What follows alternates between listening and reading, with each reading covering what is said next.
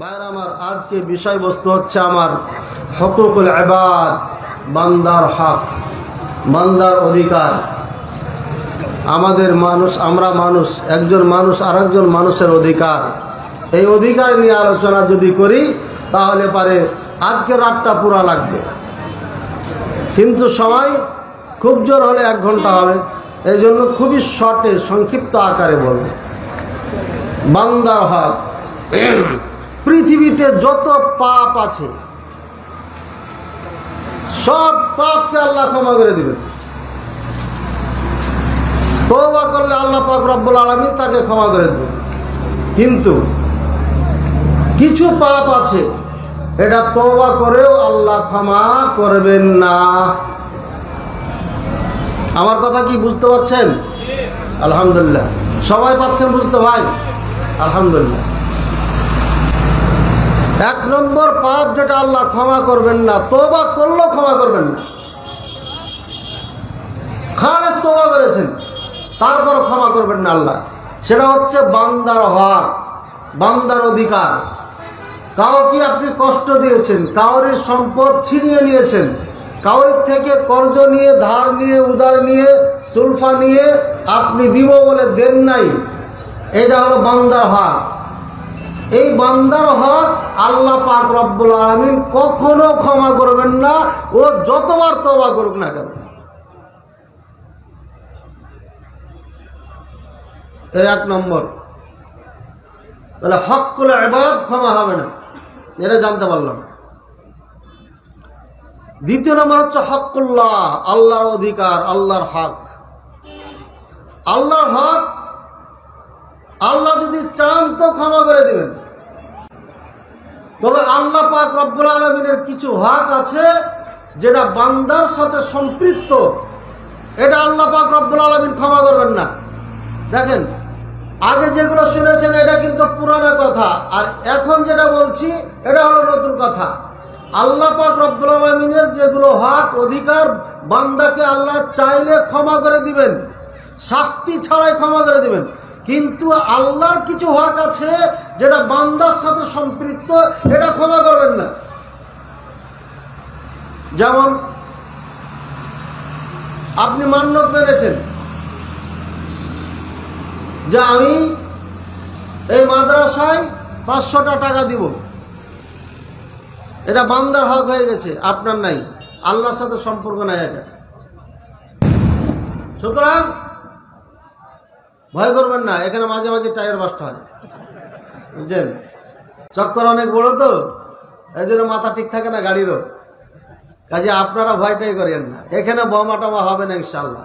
লক্ষাধিক মানুষের সমাবেশ হয়, সমাগম হয়, এখানে কোনো সমস্যা নাই, কোনো হইচই নাই, কোনো লাঠি লাগে না। আর সব মাহফিলে দেখি বড় বড় লাঠি নিয়ে খালি দাবড়িয়ে নিয়ে ওড়াই। এখানে সমস্যা হবে না ইনশাআল্লাহ, কারণ এটা লা মাযহাবিদের মাহফিল। কাজে এখানে কোনো সমস্যা হবে না, কারণ সাহাবায়ে কেরাম, লক্ষাধিক সাহাবায়ে কেরামকে কোনো ভলান্টিয়ার লাগে নাই, লেগেছিল। সুতরাং যারা কোরআন সুন্নাহর অনুসারী তাদেরও কোনো ভলান্টিয়ার লাগবে না, এটা অবশ্যই পরিচয় দিবেন। আল্লাহ পাক রব্বুল আলামিন যেন আমাদেরকে তৌফিক দান করেন। আপনি বহু টাকার মালিক, 1 লক্ষ টাকা যাকাত বের হয়েছে, আপনি এই যাকাত দেন নাই, এটা আল্লাহ ক্ষমা করবেন না। ভালো করে বুঝে নেন মাসালা। যাকাত আপনার উপর ফরজ হয়েছে, আপনি যাকাত দিলেন না, এটা আল্লাহ ক্ষমা করবেন না, কারণ এটা হচ্ছে আল্লাহর হক। জমিন থেকে অসুর বের করেন নাই, নিম্নে যদি 16 মণ ধান হয়, 16 মণ, 17 মণ, 18 মণ, তাহলে পরে আপনাকে অসুর বের করতে হবে। আকাশের পানি দিয়ে যদি হয় তাহলে পরে 10 মণে 1 মণ, আর ছাঁচের মেশিন দিয়ে আপনার গর্দানে, ঘাড়ে করে, কাঁধে করে নিয়ে যদি পানি দেন তাহলে পারে 20 মণে 1 মণ দিতে হবে। যদি না দেন তাহলে এটাও আল্লাহ ক্ষমা করবেন না। আল্লাহ পাক রব্বুল আলামিন এই যাকাতের পয়সাকে, আপনার সম্পদগুলোকে, সবগুলোকে আগুনের তক্তা বানিয়ে দিবেন, এটা কোরআনের কথা। ফাতুকওয়া বিহা জিবাহুম ওয়া জুহুরুহুম ওয়া জুনুবুহুম, এই তক্তা দিয়ে, আয়রন দিয়ে তাকে ছেদ দেওয়া হবে, তার চেহারায়, তার পিঠে ছ্যাঁক মানে বুঝেন তো, হিট দেওয়া হবে, হিট, কাপড়কে যেমন সোজা করা হয়। অন্য হাদিসের মধ্যে রয়েছে মান আতাহুল্লাহু মালান ফালাম ইউদ্দি যাকাতা মুসতিরা লাহু ইয়াউমাল কিয়ামাতি শুজাআন আকরা লাহু যাবিবাতানি সাউদানি আও নুক্তাতানি সাউদাতানি। নবী করিম সাল্লাল্লাহু আলাইহি ওয়াসাল্লাম বলেন, যাদেরকে আল্লাহ সম্পদ দিয়েছেন যাকাত বের করলো না, তাদের সম্পদগুলোকে সাপে পরিণত করা হবে। আর এই সাপ দুইটা শিং থাকবে, বুড়া হবে, খুবই বিষাক্ত হবে। ইউতাব্বিকুহু, এইভাবে তাকে পাক পেঁচাবে, পেঁচিয়ে পেঁচিয়ে পাক দিয়ে এবার সামনে আসবে।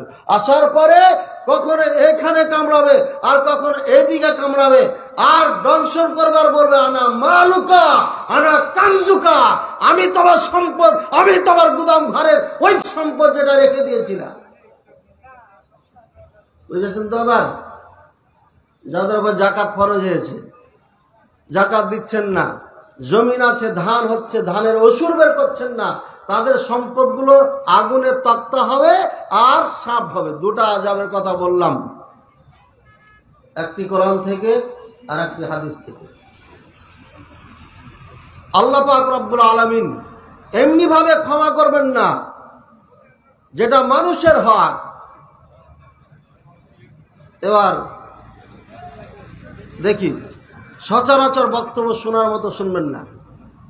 আর আমার একটা রোগ আছে, আমার পরে যদি বক্তা থাকে তাহলে আমি বক্তব্যকে সাজাইতে পারি না, কারণ সবসময় টেনশন থাকে কখন শেষ হয়ে যাবে, কখন সময় শেষ, এই জন্য পারি না। কারণ আমি ঊর্ধ্বে বক্তব্য দিয়েছি 4 ঘন্টা 21 মিনিট, যেখানে বক্তাকে বক্তব্য দিতে দেওয়া হয় নাই, এবং বারবার বলা হয়েছে এখানে কথা বললে পারে সাবধানে বলবেন। মোটামুটি 7-8টা টিম এসে নিষেধ করেছেন। তারপরে আল্লাহর অশেষ মেহেরবানি, ওই মাঠে 4 ঘন্টা 21 মিনিট বক্তব্য দিয়েছিলাম, সেই ফরিদপুরের মাটিতে। কিন্তু ফরিদপুরের ভাইদেরকে গুমরা করেছে কেউ, যার কারণে কোনো আলেমের বক্তব্য চলে না ওই দেশের মাটিতে, ওই ডিস্ট্রিক্টের মাটিতে। এটা হচ্ছে তাদেরই কামাই করা পাপ, তাদেরই অর্জন করা পাপ, যার কারণে কোনো সাহেব ওই ফরিদপুরের মাটিতে আজও যেতে পারে না। যা কিছু গুমরা আলেম আছে, তাদেরকে কনভার্ট করেছে অন্যদিকে, এই জন্য তাদের সমস্যা হয়েছে, যার কারণে আলেম ওলামা যেতে পারেন না। আগে যে দাওয়াতটা দিতে হবে যেই জায়গাতে, ওখানে ওটা না দিয়ে অন্যটা দেওয়া হয়েছে, যার কারণে এক ঘরা হয়ে গেছে ওরা। আল্লাহ আমাদের বোঝার তৌফিক দান করুন। তবে সামনে দিন আসছে ইনশাআল্লাহ, অচিরেই ফরিদপুরের মাটিতেও ভোলার মতো শতাধিক মসজিদ হবে, একদিন ইনশাআল্লাহ হবে। ভাইয়ারা আমার, এবার আপনাকে আমি আমার আলোচ্য বিষয়ের দিকে নিয়ে যাচ্ছি। আমি একটি আয়াত পাঠ করেছিলাম। আল্লাহ পাক রব্বুল আলামিন বলেন, ওয়ালা তাহসাবান্নাল্লাহু আম্মা ইয়ামালুয যালিমুন। ওই সমস্ত মানুষ, শোনো ভালো করে, তোমরা যেন আল্লাহকে এমন ধারণা না করো, মনে না করো যে তোমরা জালেমেরা যে কাজ করছে এই কাজ সম্পর্কে আল্লাহ গাফেল, আল্লাহ খবর রাখেন না, এমন তোমরা মনে করিও না। বরঞ্চ ইন্নামা ইউআখিরুহুম লিয়াউমিন তাশখাসু ফীহিল আবসার, আমি শুধুমাত্র তাদেরকে ওই দিনের জন্য ঢিল দিয়ে রেখেছি যেদিন তাদের চোখ উড়ে যাবে। চোখ উড়ে যাবে মানে চোখ ওপর দিকে হয়ে যাবে, নিজ দিকে তাকাবে না, ভয়ে আতঙ্কিত হয়ে যাবে। কিয়ামতের দিন এত ভয়ঙ্কর দৃশ্য হবে, কোন মানুষ কারোর দিকে দেখার সুযোগ থাকবে না, এত ভয়ঙ্কর দৃশ্য হবে। জাহান্নাম থেকে বিশাল বড় একটি সাপ বের হবে, আর এই সাপের মুখটা কত বড় হবে, তার তলদেশ হবে জমিনে আর ওপর দিক হবে আসমানে। এত বিশাল একটা সাপ ভয়ঙ্কর শব্দ করে জাহান্নামীদেরকে গ্রাস করার জন্য যাবে। এমন অবস্থায় আপনি কেমনে থাকবেন? আর এই জাহান্নাম এমন ভাবে হুঙ্কার মারবে, রাসূলুল্লাহ সাল্লাল্লাহু আলাইহি সাল্লাম বলেন ৭০,০০০ ফেরেশতা, নাকি ৭০,০০০ লাগাম থাকবে, ফেরেশতারা টেনে ধরে থাকবে তাকে। আর প্রত্যেকটি লাগামে ৭০,০০০ করে ফেরেশতা থাকবে, বলেন সুবহানাল্লাহ। জিবরাইল আলাইহিস সালামের একটা পর এই জমিন থেকে আসমান, এত বড় পর। ও যদি একটা পর দিয়ে থাবা মারে, এমন পৃথিবী কয়েকটা ধ্বংস হয়ে যাবে।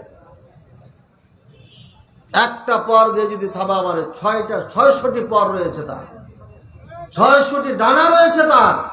একটি ডানা দিয়ে যদি থাবা মারে, কয়েকটা পৃথিবী ধ্বংস হয়ে যাবে মুহূর্তের মধ্যে। এত ক্ষমতা আল্লাহ পাক রব্বুল আলামিন দিয়ে রেখেছেন। ভাইয়ার আমার, জাহান্নাম অত্যন্ত ভয়ঙ্কর এবং কঠিন। এই জাহান্নাম এমন হুঙ্কার দিবে, আর এমন আপনার মানুষকে তাড়া করতে যাবে। ফেরেশতারা বলবে সময় হয় নাই, ধরে থাকবে। 70,000 লাগামে, প্রত্যেক লাগামে 70,000 করে ফেরেশতা থাকবে। তারপরে তাকে থামা যাবে না। ও হুমকুড়ি দিয়ে আর হুঙ্কার দিয়ে সামনে বাড়তে থাকবে। চিন্তা করেছেন কি হবে সেদিন আপনার? এই দুনিয়ার জন্য আজকে আমরা আখিরাতকে ভুলে গেছি। দুনিয়ার জন্য আজকে আমরা কোনো কিছুই চিন্তা করি না, আমরা শুধু দুনিয়া দুনিয়া দুনিয়া দুনিয়া করছি। আল্লাহ আমাদের বোঝার তৌফিক দান করুন। আল্লাহ পাক রব্বুল আলামিন সব কিছু দেখতেছেন, শুনতেছেন, জানতেছেন। কাজী সেই দিনের জন্য অপেক্ষা করুন, যেদিন প্রত্যেকটি বান্দার হিসাব নেওয়া হবে। আল্লাহ পাক রব্বুল আলামিন আমাদেরকে বোঝার তৌফিক দান করুন। হাদিসে কুদসি বলছি, সহিহ মুসলিমের হাদিস। রাসূলুল্লাহ সাল্লাল্লাহু আলাইহি সাল্লাম আল্লাহ পাক রব্বুল আলামিনের কথা নকল করে বলছেন। একে বলে হাদিসে কুদসি, শব্দ রাসূলুল্লাহ সাল্লাল্লাহু আলাইহি সাল্লামের পক্ষ থেকে, আর অর্থ হচ্ছে আল্লাহ পাক রব্বুল আলামিনের। রাসূলুল্লাহ সাল্লাল্লাহু আলাইহি সাল্লাম রাসূলুল্লাহ সাল্লাল্লাহু আলাইহি সাল্লাম আল্লাহ পাক রব্বুল আলামিনের বাণী নকল করছেন। শুনেন, বলছেন, ইয়া ইবাদি ইন্নী হারামতু যুলমা আলা নাফসি ফালা তাযালামু। হে আমার বান্দারা শুনো, আমি আমার উপরে জুলুমকে, অন্যায়কে হারাম করে দিয়েছি, সুতরাং তোমরা একজন আরেকজনের উপরে জুলুম করবে না। আল্লাহ পাক রব্বুল আলামিন কারোর উপরে জুলুম করবেন না, ওনার নিজের উপরে জুলুমকে হারাম করে দিয়েছেন। এই জন্য আল্লাহ পাক রব্বুল আলামিন আমাদেরকে আযাব দিচ্ছেন না। এত অন্যায় করছি তারপরও দিচ্ছেন না। আল্লাহ পাক রব্বুল আলামিন আমাদেরকে বুঝানোর জন্য বলছেন, আমি যখন আমার উপরে জুলুমকে, অন্যায়কে হারাম করেছি, বান্দা তোমাকে আমি সৃষ্টি করেছি আমার ইবাদতের জন্য, আমার দাসত্বের জন্য, আমার দ্বীনকে, ইসলামকে এদেশের মাটিতে কায়েম করার জন্য। তুমি জুলুম করবে কেন? তোমাকে জুলুম করার কোনো অধিকার দেওয়া হয়নি। তুমি তো সামান্য কিছু ক্ষমতার মালিক, আর সব কিছুর মালিক হচ্ছে আমি, সব কিছুরই সৃষ্টিকর্তা আমি। সুতরাং আমি যেহেতু জুলুম করি না, তুমি কেন জুলুম করবা?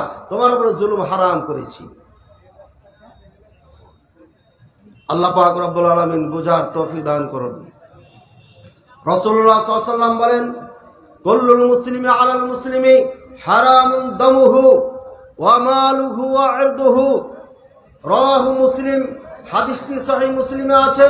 রাসূলুল্লাহ সাল্লাল্লাহু আলাইহি সাল্লাম বলেন, প্রত্যেকটি মুসলিমের জন্য আরেকজন মুসলিমের সম্পদ, আরেকজন মুসলিমের জান, আরেকজন মুসলিমের মান, অর্থাৎ জান, মাল, মান, এই তিনটি জিনিস হারাম করেছি। ভালো করে শুনুন, জান, মাল, মান, সম্মান। কয়টা বললাম? তিনটেই। এই তিনটি, এক নম্বর হলো জান। সকল মানুষ জানের নিরাপত্তা চায়। এই জানের ভয় বডিগার্ড রাখে। এই জানের ভয়ে রাত্রে একা চলে না, এই জানের ভয়ে গাড়িতে চলে। এই জান হলো এমন একটি জিনিস, সব থেকে ভয় করে এই জানকে নিয়ে মানুষ। এই জীবনের জন্য সবকিছু মানুষ করতেছে। সুতরাং এই জান হারাম, কেউ কাউকে হত্যা করতে পারবে না। আল্লাহ রাসূল সাল্লাল্লাহু আলাইহি সাল্লাম বলেন, কিয়ামতের দিন আন্নাল মাকতুলা ইয়াতি ইয়াউমাল কিয়ামাতি ইনদাল্লাহ বিরাসিহি ওয়া আদাইহি আয়াদাইল মাকতুআ। যাকে হত্যা করা হয়েছে এই লোকটিকে মাকতুল বলা হয়। এই মাকতুল ব্যক্তিকে হত্যা করা হয়েছে। এক সময় দেখেছিলাম পত্রিকায় একজন মানুষকে 12 টুকরো করা হয়েছে। আর দিন যত যাচ্ছে তত দেখতেছি টুকরা বাড়তি আছে।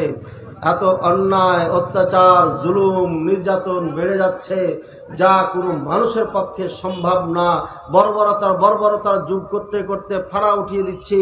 আর আমি আমার জরিফে দেখেছি ওই বর্বরতার যুগকে বাংলাদেশের মুসলমানেরা হার মানিয়েছে। বর্বরতার যুগের মানুষ এই বর্তমান মুসলমানদের চরিত্র থেকে তাদের চরিত্র ভালো ছিল। একজন মহিলা মক্কা থেকে মদিনায় চলে গিয়েছে, এখন ইসলাম কবুল করে নাই। তালহা রাদিয়াল্লাহু তাআলা আনহা মুসলিমা মহিলা মক্কা থেকে মদিনা হিজরত করে একা একা চলে যাচ্ছে। ঠিক সন্ধ্যার সময় তালহা রাদিয়াল্লাহু তাআলা আনহু এখন ইসলাম কবুল করেন নাই। দেখছেন একজন মহিলা একা একা পালাচ্ছে, বলছে কে তুমি, দাঁড়াও। দাঁড়াচ্ছে, বলছে কে তুমি? বললেন আমি উমুক। কেন দৌড়াচ্ছ? বলছেন আমি মুসলিম হয়েছি, মক্কা থেকে মদিনায় চলে যাচ্ছি, তুমি আমাকে বাধা দিও না। বলছে তুমি কেমনে যাবে মদিনা? একা একা মহিলা মদিনা যেতে পারে না। 470-75 কিলোমিটারের রাস্তা একজন মহিলা যদি এখান থেকে হাঁটতে শুরু করে তাহলে পরে কম পক্ষ যদি হয় 4 দিন তো লাগবেই, কমপক্ষে বলছি। 475 কিলোমিটার মক্কা থেকে মদিনার দূরত্ব। সুতরাং তালহা এখন ইসলাম কবুল করেন নাই, তার সাথে যাচ্ছে। রাতের পর রাত, দিনের পর দিন চলে যাচ্ছে। এই মহিলা যখন তালহা রাদিয়াল্লাহু তাআলা আনহু ইসলাম কবুল করেন তখন বলেছিলেন এই তালহা আমাকে মক্কা থেকে মদিনায় পর্যন্ত নিয়ে এসেছে। রাতের পর রাত, দিনের পর দিন সে হেঁটেছে আমার সাথে, একবার ঘুরে আমার দিকে দেখে নাই। বলেন সুবহানাল্লাহ। কিসের বর্বরতার যুগের বক্তব্য দিচ্ছেন আপনি? বর্বরতার যুগ হচ্ছে এই বর্তমান আমাদের এই মুসলিম সমাজ। এই মুসলিম সমাজ নিজের পিতাকে পর্যন্ত হত্যা করে, নিজের মাকে পর্যন্ত হত্যা করে বৃদ্ধাশ্রমে রেখে আসে। নিজের বাপ মারা গেছে করোনা ভাইরাসে, তখন পর্যন্ত স্পর্শ পর্যন্ত সন্তান করেন না। কিসের বর্বরতার যুগের বাদ করছেন? বর্বরতার যুগ বাঙালি জাতি আমরা বর্বরতার যুগকে হার মানিয়েছি। ভাইয়ারা আমার, অনেক লম্বা বক্তব্য, আমি অন্য লাইনে চলে যাচ্ছি। দোস্ত হলো এখানেই বুঝাইতে চাচ্ছি, ওই বর্বরতার যুগ থেকে বর্তমান বর্বরতার যুগ বেশি খারাপ। কোরআন আমাদের সম্মুখে, রাসূলুল্লাহ সাল্লাল্লাহু আলাইহি ওয়াসাল্লামের হাদিস আমাদের সম্মুখে, ইসলাম কমপ্লিট একটা শান্তি ধর্ম আমাদের কাছে। আমরা প্রতিনিয়ত বক্তব্য শুনছি, হাতে হাতে ইন্টারনেট আমাদের, তারপরও আমরা এইভাবে অন্যায়ের সাথে এমনভাবে জড়িত, সেই বর্বরতার যুগকে হার মানিয়েছি। আল্লাহ পাক রব্বুল আলামিন আমাদেরকে বুঝার তৌফিক দান করুন। এখানে তো ঘড়ি নাই, রেখে দিলে হবে।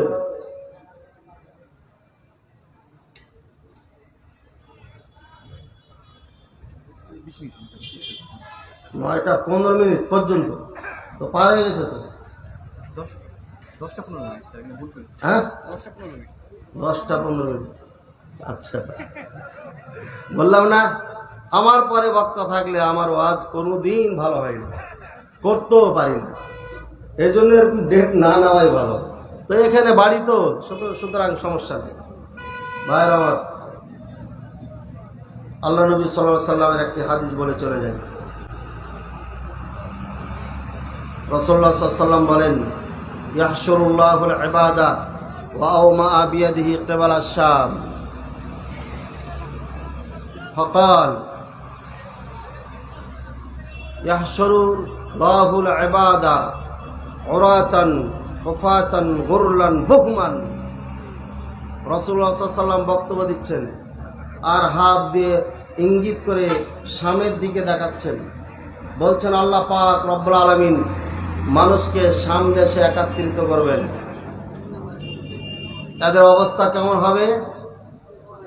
এরা সবাই বস্ত্রহীন হবে, কাউরির কাছে বস্ত্র থাকবে না।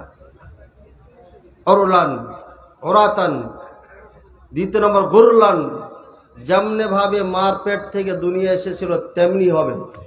কোনো জায়গায় কাটাকাটি থাকবে না। বুঝছেন তো কথা? তৃতীয় নম্বর, বহুমান। সাহাবায়ে কেরাম বহুমান শব্দের কথা বুঝছেন না। রাসূলুল্লাহ সাল্লাল্লাহু আলাইহি ওয়াসাল্লাম এমন ভাষাবিদ ছিলেন, বলছেন বহুমান কি ইয়া রাসূলুল্লাহ সাল্লাল্লাহু আলাইহি ওয়াসাল্লাম। রাসূলুল্লাহ সাল্লাল্লাহু আলাইহি ওয়াসাল্লাম বলছেন লাইসা মাহুম শাইউন, ওদের কাছে কিচ্ছু থাকবে না।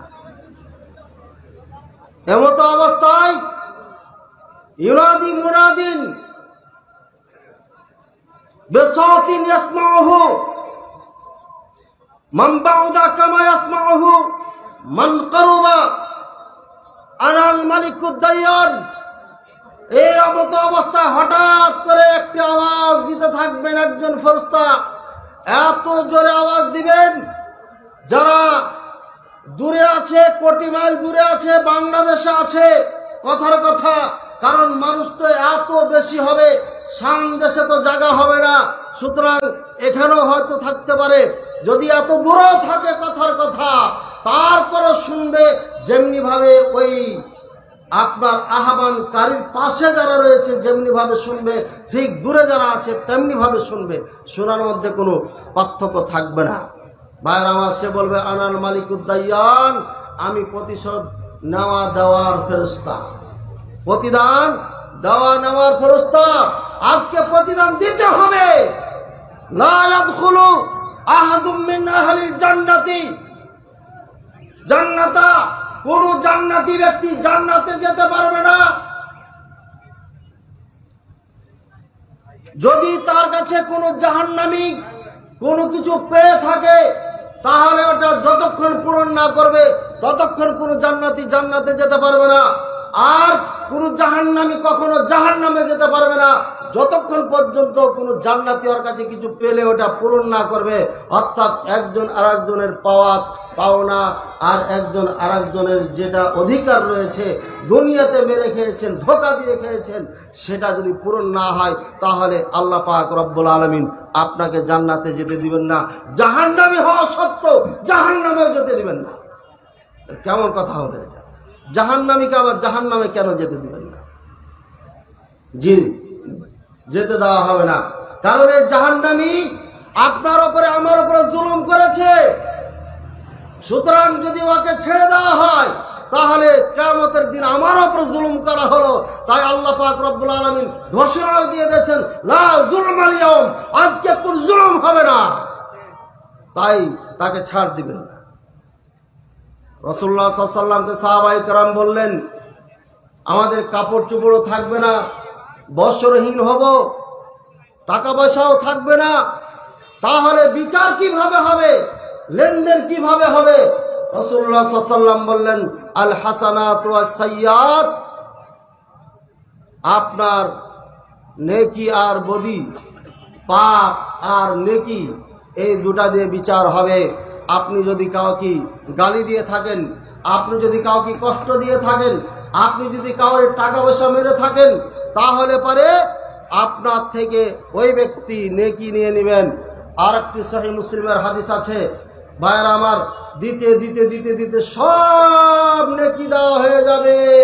এরপরও যদি বাকিয়াত ফানিয়াত হাসানাতুহু, যদি তার নেকিগুলো শেষ হয়ে যায় তাহলে উখিদা মিন সাইয়্যাতি সাহিবিহি, তাহলে পরে যার প্রতি অন্যায় করেছিল তার পাপগুলো নিয়ে তার উপরে নিক্ষেপ করা হবে, এরপরে এই ব্যক্তিকে জাহান্নামে নিক্ষেপ করা হবে। বলেন নাউযুবিল্লাহ, আবার বলেন সুবহানাল্লাহ। আমার মনে হয় রাসূলুল্লাহ সাল্লাল্লাহু আলাইহি সাল্লামের এই বক্তব্য আপনি বুঝতে পেরেছেন। বিন্দু পরিমাণ যদি জুলুম করে থাকেন, কাউরির সম্পদ অন্যায়ভাবে নিয়ে থাকেন, কাউরি অধিকার যদি মেরে থাকেন, তাহলে পারে আপনার বিচার কিয়ামতের দিন হবেই, কোনো সন্দেহ নাই। সুতরাং এই কয়েকদিনের দুনিয়ার জন্য আমার ভাইয়েরা কেউ কাউরি উপরে অন্যায় করবেন না। যদি অন্যায় করে থাকেন সেটা এখানেই শেষ করবেন। আপনার হক রয়েছে আপনার প্রতি আল্লাহর হক, আপনার হক রয়েছে আপনার প্রতি আল্লাহ বান্দার হক রয়েছে, আপনার প্রতি রয়েছে আপনার পিতামাতার হক, আপনার প্রতি রয়েছে আপনার সন্তানাদের হক, আপনার প্রতি রয়েছে আপনার স্ত্রীর হক, আপনার স্বামীর হক, আপনার প্রতি রয়েছে প্রতিবেশীর হক, আপনার প্রতি হক রয়েছে আপনার দেশের নেতার হক রয়েছে। নেতা আপনার প্রজার হক রয়েছে নেতার প্রতি। সুতরাং প্রত্যেককে নিজ নিজ দায়িত্ব সম্পর্কে জিজ্ঞাসা করা হবে কিয়ামতের দিন। যতক্ষণ পর্যন্ত জবাব না দেবে ততক্ষণ পর্যন্ত সামনে বাড়তে পারবেন না। হাদিসে স্পষ্ট রয়েছে 5টি প্রশ্নের উত্তর না দিলে একটি ধাপ সামনে ফেলতে পারবে না। সুতরাং দুনিয়ার জীবন আমাদের শেষ জীবন না, এরপরে কঠিন জীবনের সম্মুখীন হতে হবে। ফামান ইয়ামাল মিসকালা যাররাতিন খায়রান ইয়ারা ওয়া মান ইয়ামাল মিসকালা যাররাতিন শাররান ইয়ারা। যে ভালো কাজ করেছে বিন্দু পরিমাণ তারও সেদিন দেখানো হবে, আর যে খারাপ কাজ করেছে সেটাও তাকে দেখানো হবে। আর যখন এই আমলনামা হাতে দেওয়া হবে তখন বলবে মা লিহাদাল কিতাব লা ইউগাদিরু সগীরাতান ওয়ালা কাবীরাতান ইল্লা আহসাহা। এই কিতাবের কি হয়েছে? এটা ছোট বড় কিছুই ছাড়ে নাই, সব লিপিবদ্ধ করেছে।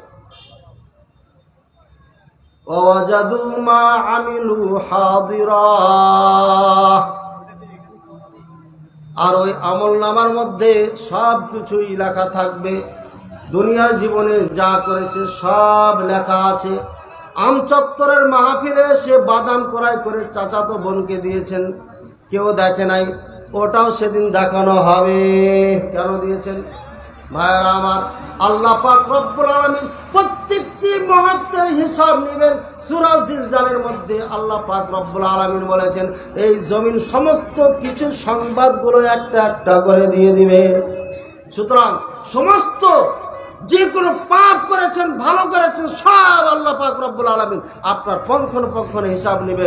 আল্লাহ পাক রব্বুল আলামিনের কাছে দোয়া করি, আল্লাহ এই কঠিন দিনে তুমি আমাদের প্রতি দয়া করিও, আমাদেরকে ক্ষমা করে দিও আল্লাহ, আমাদেরকে হিসাব নিও না। সূরা গাশিয়া পড়লে বলেন আল্লাহুম্মা হাসিবনি হিসাবান ইয়াসীরা, হে আল্লাহ আমাদের হিসাবগুলো সহজ করে নিও।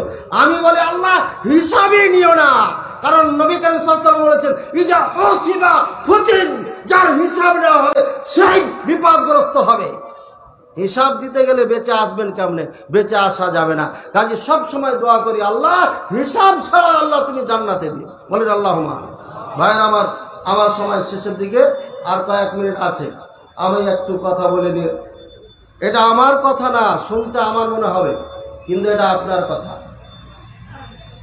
এই স্টেজের পিছনে একটা ব্যানার আছে, আল মাদ্রাসাতু দারুস সুন্নাহ আস-সালাফিয়া। এটা হলো মাদ্রাসার নাম, দারুস সুন্নাহ সালাফিয়া মাদ্রাসা। আপনার এই মাদ্রাসা আলহামদুলিল্লাহ আমি এটা করতে যাচ্ছি এই আমচত্বরি, এখান থেকে একটু দূরে গেলে মহিলা মাদ্রাসার পাশেই এই মাদ্রাসা হবে ইনশাআল্লাহ। আর দারুস সুন্নাহ মহিলা মাদ্রাসা ও ইয়াতিমখানা আমার গ্রামের বাড়ি সাপাহার থানা নওগাঁতে আছে। সর্বপ্রথম আপনাদের থেকে দোয়া চাচ্ছি, ওই ইয়াতিমখানার জন্য 21 শতক জমির আমি বাইনে দিয়েছি 3.5 লক্ষ টাকা। জানুয়ারিতে সেই জমিটা নিতেই হবে, না হলে হয়তো এই টাকাটাও মার যাবে। এই জন্য আপনাদের থেকে প্রাণ খুলে দোয়া চাচ্ছি যাতে করে আল্লাহ আমার জন্য সহজ করে দেন। আমি আজ আছি কাল থাকবো না, চলে যাব, কিন্তু ওই প্রতিষ্ঠান থাকবে ইনশাআল্লাহ। আর আমি এখানে যেটা করতেছি, আশপাশে যে মাদ্রাসাগুলো আছে এটার জন্য উপকারী মাদ্রাসা হবে, অপকারী হবে না। অনেকে ভাবছেন এখানে কেন, এখানে এবছর আপনার 4টা ডিপার্টমেন্ট থাকবে, মোট 5টা বলা যেতে পারে। ওপর থেকে আসি, 1 নম্বর হেফজখানা থাকবে। হেফজখানাটা ইনশাআল্লাহ আল্লাহ যদি আমাকে হায়াতে বাঁচান তাহলে আন্তর্জাতিক মানের এই হেফজখানা হবে। আর এটা আমি পারবো ইনশাআল্লাহ। আমি আমার আত্মবিশ্বাসের উপর আল্লাহর প্রতি ভরসা রেখে বলছি, আর আপনাদের থেকে দোয়া চাচ্ছি। এবার মাদ্রাসার কথা বলি। প্রথম যেটা হবে তাখাসসুস ফি উলুমুল হাদিস, হাদিস শাস্ত্রের উপরে যত ধরনের জ্ঞান দরকার এই জ্ঞানগুলো সেখানে দেওয়া হবে। আর আমি তো ইবনে বাজ, ইবনে উসাইমিন, আলবানি বানাইতে পারবো না, তবে কিভাবে ইবনে বাজ হবে রাস্তা দেখাই দিতে পারবো ইনশাআল্লাহ। আমি বলতে পারবো না যে আমার মাদ্রাসা ইবনে বাজ হবে, এটা বলা মানে মিথ্যা, কারণ আমি ইবনে বাজ না, তো ইবনে বাজ তৈরি করবো কিভাবে, এজন্য এটা বলবো না। তবে ইবনে বাজ রাহিমাহুল্লাহ কিভাবে ইবনে বাজ হয়েছেন এই রাস্তা আমার জানা আছে, এটা আমি দেখাই দিতে পারবো, আল্লাহ যেন তৌফিক দান করেন। দ্বিতীয় যে আপনার বিভাগ থাকবে, সেটি হচ্ছে আদাব। আদাব মানে হচ্ছে আরবি ভাষার উপরে দক্ষতা অর্জন করা। এটিও 1 বছর, ওটাও 1 বছর, এটা 1 বছর কমপক্ষে।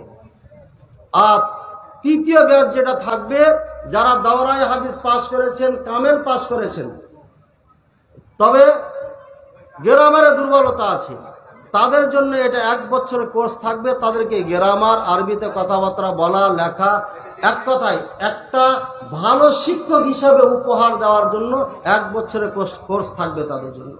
এখানে যারা আসবে তারা গ্রামারে, হাতের লেখায়, বলাতে, আরবিতে বলা, কথাবার্তা, এগুলো পারদর্শিতা অর্জন করবে ইনশাআল্লাহ। এক কথা যারা ঢুকবে পর্যন্ত বললাম, এরা আরবিতে আলহামদুলিল্লাহ ইনশাআল্লাহ আপনার পারদর্শিতা অর্জন করবে।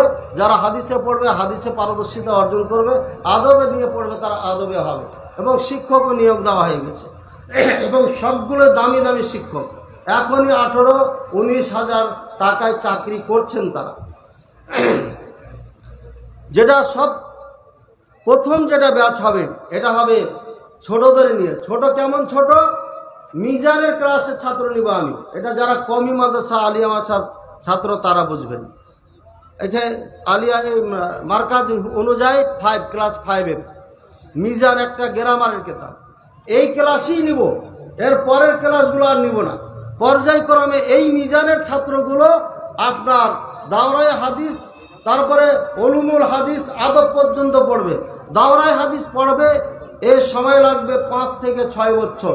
5 থেকে 6 বছর যারা আমার এখানে পড়বে ইনশাআল্লাহ প্রত্যেকটি ছাত্র মাদ্রাসার, বড় বড় মাদ্রাসার প্রিন্সিপাল হওয়ার যোগ্যতা রাখবে, এবং কমপক্ষে হলো ছোট ছোট মাদ্রাসার আপনার যোগ্যতা রাখবে যারা দুর্বল ছাত্র হবে। যারা দুর্বল হবে তারাই অন্য মাদ্রাসার প্রিন্সিপালের দায়িত্ব পালন করতে পারবে। আর যারা ভালো হবে বড় বড় মাদ্রাসার প্রিন্সিপালের দায়িত্ব পালন করতে সক্ষম হবে ইনশাআল্লাহ। আর না হলে ভালো মুহাদ্দিস হবেন, না হলে ভালো আদিব হবেন, সাহিত্যিক হবেন, আর না হয় ভালো টিচার হবেন গ্রামারের ইনশাআল্লাহ। আল্লাহর প্রতি ভরসা রেখে টুটি ফুটি যা আল্লাহ আমাকে দিয়েছেন এটার প্রতি ভরসা রেখে বলছি ইনশাআল্লাহ আমি সফলতা অর্জন করব। আর বেশি না, 2 বছরের মধ্যে আর ফলাফল আপনাদেরকে দেখাবো। এরপরে মোনাজারা বহাস করতে আমাকে আর যেতে হবে না, আমার ছাত্ররা যাবে যদি প্রয়োজন হয়ে যায়। তবে আমার উদ্দেশ্য এটা নয়, আমার উদ্দেশ্য দাঈ ইলাল্লাহ এবং অরিজিনাল খাঁটি আল্লাহ ওয়ালা রব্বানি হাক্কানি আলেমে দিন বানানোর জন্যই আমি এই মাদ্রাসা দিচ্ছি, অন্য কিচ্ছু নয়। তবে লাস্ট হলো কি, দোয়া করবেন। দোয়া না হলে হবে না, আল্লাহ কবুল না করলে হবে না। খালি হাতে করছি, এমনিতে বিপদে আছি। আর এটা ফেসবুকে একবার ঘোষণা দিয়ে দিয়েছিলাম 7-8 মাস আগে, যার কারণে না দিয়ে পাচ্ছি না, দিবই ইনশাআল্লাহ। তাতে যা হবে হবে। আর আমি কিন্তু চাইতে জানি না, ভিক্ষা করা অভ্যাস নাই, এই জন্য পিছিয়ে গেছি। ভাই আমার পক্ষ থেকে আল্লাহর কাছে একটু ভিক্ষা চাবেন সবাই, আল্লাহ যেন ব্যবস্থা করে দেন। আমি আপনার এই আমানতকে ঠিক রাখবো, আমানত ঠিক থাকবে। আর আমানতটা ওখানে লাগবে যেখানে তার জায়গা। কোটিপতি সন্তান যারা 5,000 টাকা দিয়ে পড়তে পারবে তাদের জন্য জাকাতের টাকা দিয়ে বিল্ডিং তৈরি হবে না।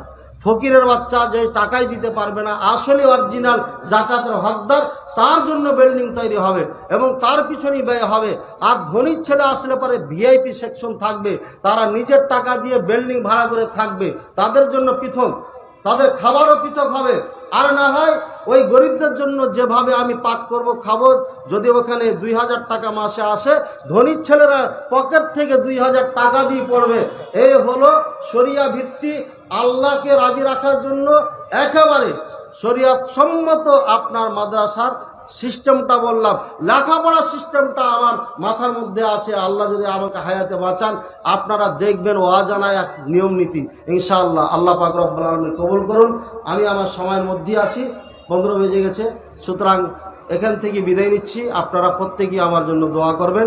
আমার ফেসবুক মুখলিস বিন আরশাদ মাদানী, এই যেখানে ঢুকবেন, অথবা মাদানী বাদ দিয়ে মুখলিস বিন আরশাদ দিলে পেজ পাবেন। এখানে আমার নাম্বার আছে, অ্যাড্রেস আছে, সব আছে। আপনারা প্রত্যেকেই ইনশাআল্লাহ আমার সাথে থাকবেন, দোয়া করবেন। দারুস সুন্নাহ সালাফিয়া মাদ্রাসার জন্য দোয়া করবেন। এবং দোয়া করছি বাংলাদেশ না গোটা পৃথিবীর যত সহিহ আকীদার মাদ্রাসা আছে সবগুলোকে আল্লাহ তুমি কবুল করে নাও। প্রত্যেককে দিনের সেবা করা এবং খাদেমে ইসলাম হয়ে জীবনযাপন করা আমাদের তৌফিক দান করুন। وآخر دعوانا الحمد لله رب العالمين وصلى الله على نبينا محمد وعلى آله وصحبه وسلم. السلام عليكم ورحمة الله وبركاته. جزاك الله خير. غرباء غرباء غرباء غرباء